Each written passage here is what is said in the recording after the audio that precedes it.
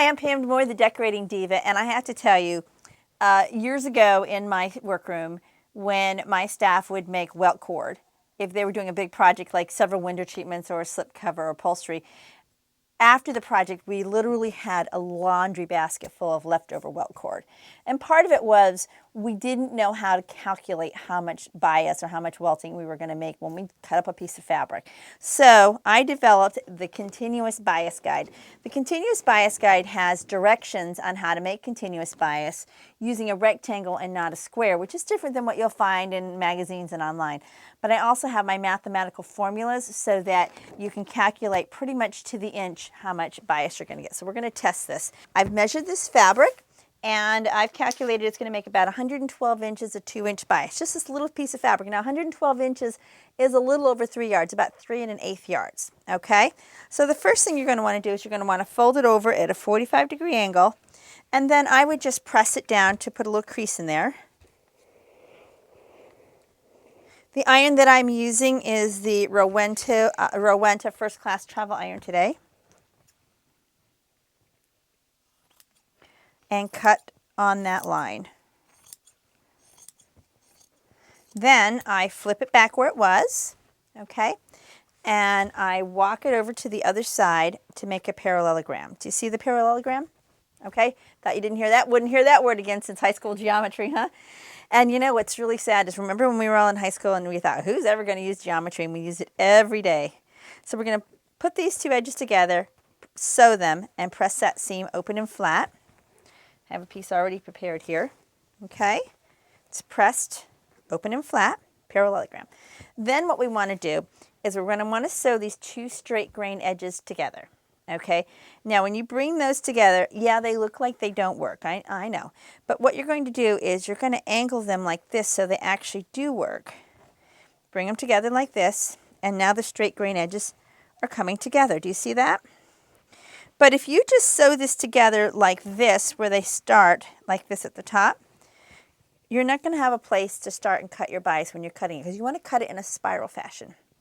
So you need to raise the one end up. You need to shift it the amount of the size of your strips. And we're going to do 2-inch strips. So I want you all to sit there, if you're watching me, and hold up your index finger and look at the inside of it. What's the inside of your index finger look like? Looks like a little ruler, right? Well, on my finger, I have really short, stubby fingers, so I make sure my nail's long enough that from this line to the end of my nail is 2 inches. And if I break a nail, I just go and have and glue a new one on. So I put this line right on the edge of the fabric, and I cut, and I have my 2-inch strip. Now let's just test it and see how close I am. And if you can see here, the 2-inch line, it's pretty close. I'm off probably a tiny smidgen, good enough for government work, right? Then these straight grain edges get sewn together like this. You want to make sure when you put them together, you've got a little bit of a jig right there, and which is a 1/2 inch from the edge, and you're going to start sewing right there. And again, these directions are all on bias guide. Okay, I actually on the bias guide have you drawing the lines first, but you don't have to draw them. I don't anymore, but I did in the beginning. So you make your tube, and then your tube will look like this. Okay, this is your starting point, and this is your ending point. So now if I go to cut this, I'm going to cut this, but I'm kind of cutting backwards. But that's okay. If that happens, just turn the tube right side out. Now, when I teach this in class and they go, oh, you know, it's such a simple thing, but they just didn't think about it. So now I'm taking my finger and I'm cutting, and I'm cutting. The nice thing is about this Continuous Bias Guide is once I worked this out, in fact, and I didn't make this up, my mother-in-law gave me the formula. She's a retired school teacher, teaching me how to make continuous bias and how to calculate that, plus letting me marry her cutest son were the best things she ever did for me. This woman has forgotten more about quilting than I will ever know in my lifetime. She's an amazing lady.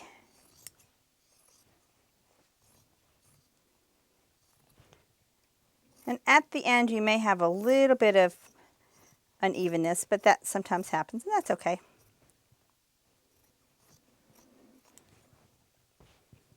All right, let's measure this. We said a little over 3 yards. Got a tape measure right here. There's 1 yard, 2 yards, 3 yards, and a little bit more. And that's how easy it is to calculate how much bias. So next time you bind a quilt, next time you make welt cord for a window treatment or a duvet cover or a slip cover, you know how much fabric to start out with so you don't have a lot of waste. Thank you. I'm the Decorating Diva, and thanks for watching.